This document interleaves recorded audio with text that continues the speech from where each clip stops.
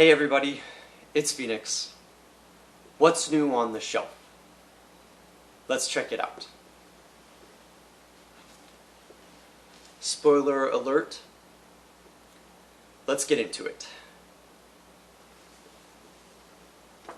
So, Fahrenheit 451 was a book that was written in 1953 by Ray Bradbury.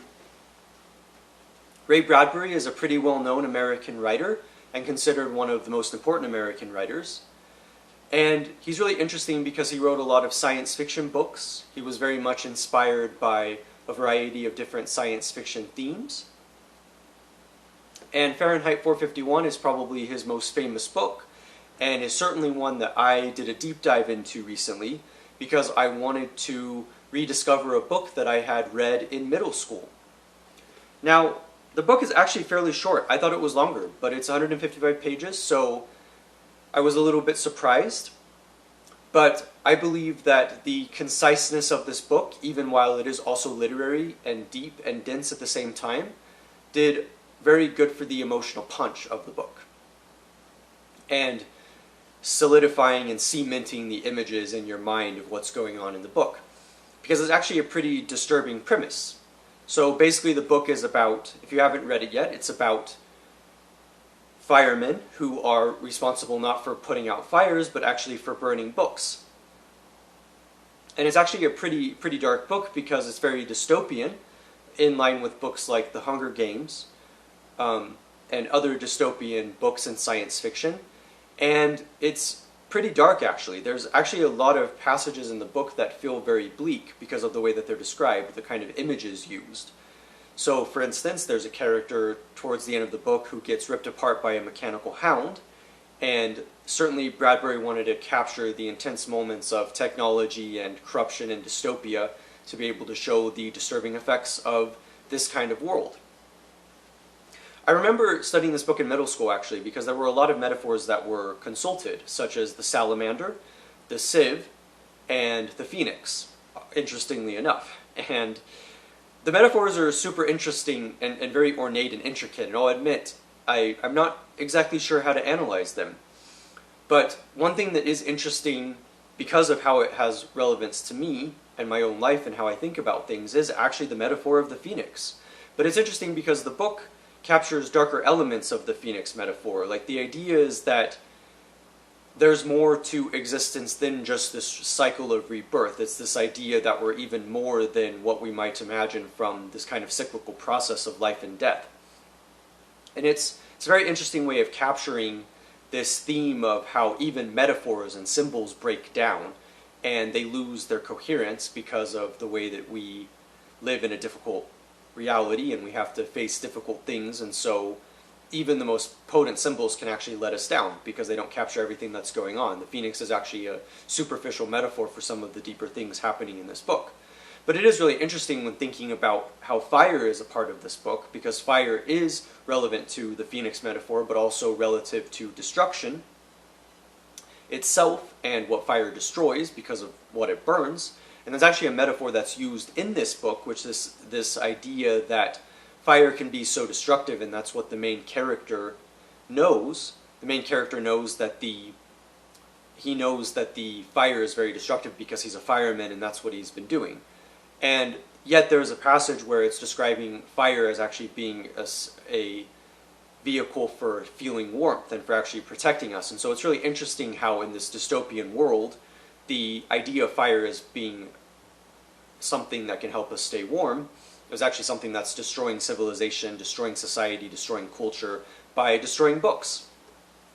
Now, I'm actually pretty interested in the premise because I love books, as you can see from my bookshelves, and I love what books give to me and how you can literally enter worlds and ideas and thoughts and read the minds of characters in basically all of civilization and all of time, assuming that we have the book and that it's translated in a language we understand, which is actually a really powerful idea that books literally are the bedrock of civilization, society, and culture because they're the things that give us understanding. And so, while I myself am not so religious, I can see how burning the Bible might actually be problematic for people that want to understand the roots of why we became the way that we became. So burning Plato, burning Shakespeare, burning great books doesn't make sense unless you're trying to destroy culture.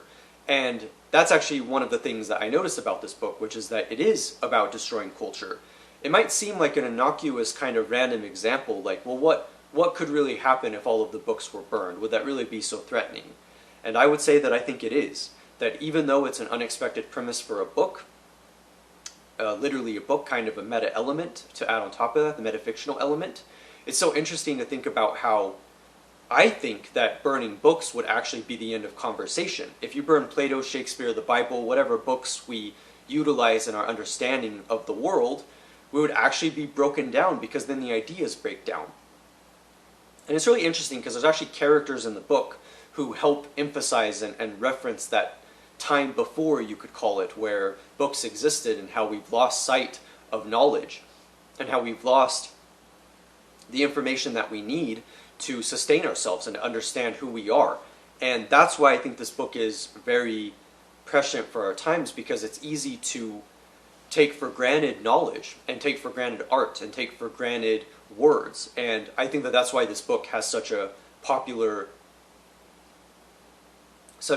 fan base, as well as why it's enduring, because it literally asks this question of what would life be like if we didn't have books? What would life be like if we destroyed society by destroying the very things that allow us to question things?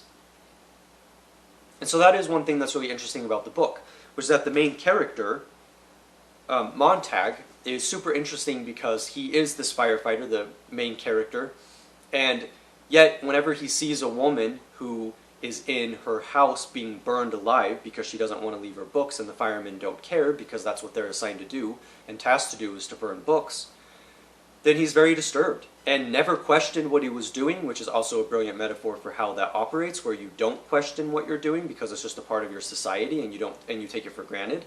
But he questions it because it makes him sick on a deeper level. And so the stakes are high, which is the point. Because there's so much that's at stake whenever we're losing our culture and we're losing what makes us who we are. And so the reason why I mentioned that example specifically is because Montag is trying to question what's really going on in society and in life. He's trying to figure out what's going on with the world and why it feels so dystopian and why people are disappearing and why people are dying. And definitely the stakes are super high, which could not be emphasized enough, because in my mind this would be the logical outcome of what would happen if we destroy something as precious and important and beautiful as books, and what people have done creatively and logically and analytically to be able to help us understand our place. And so you destroy all of that, and you're destroying literally knowledge. And so this is why the book is so powerful, I think. Now, I'll admit, I didn't expect the book to be as concise as it was, because I actually thought the book to be very dense in terms of its writing. I love the rich metaphors and symbols, and they're certainly worth engaging in on a further level.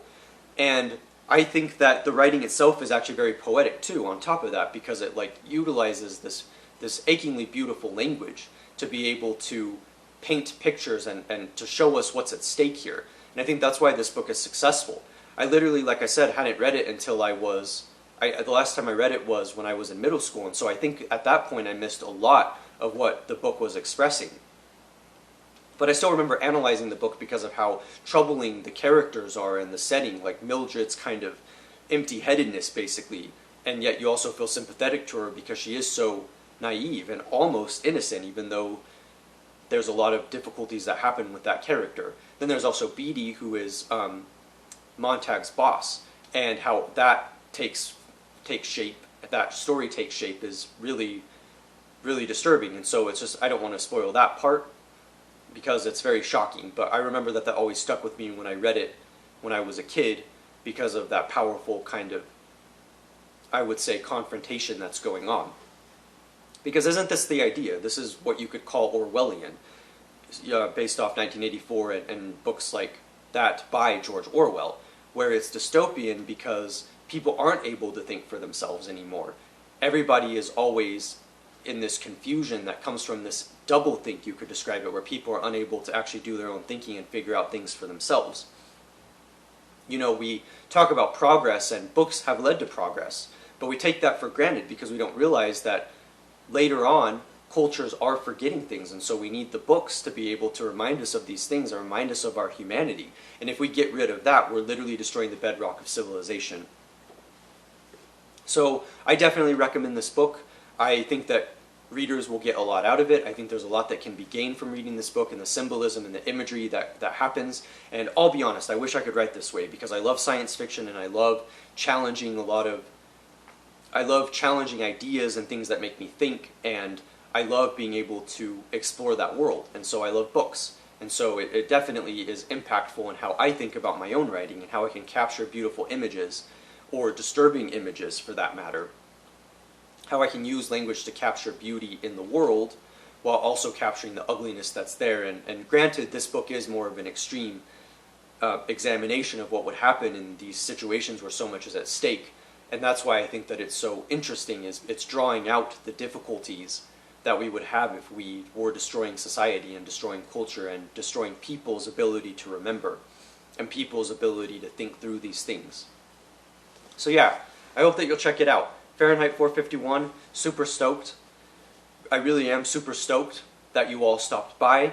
I hope you enjoyed, and I hope that you'll check it out. And I hope that you also check out my other videos. Happy reading, and I will see you next time.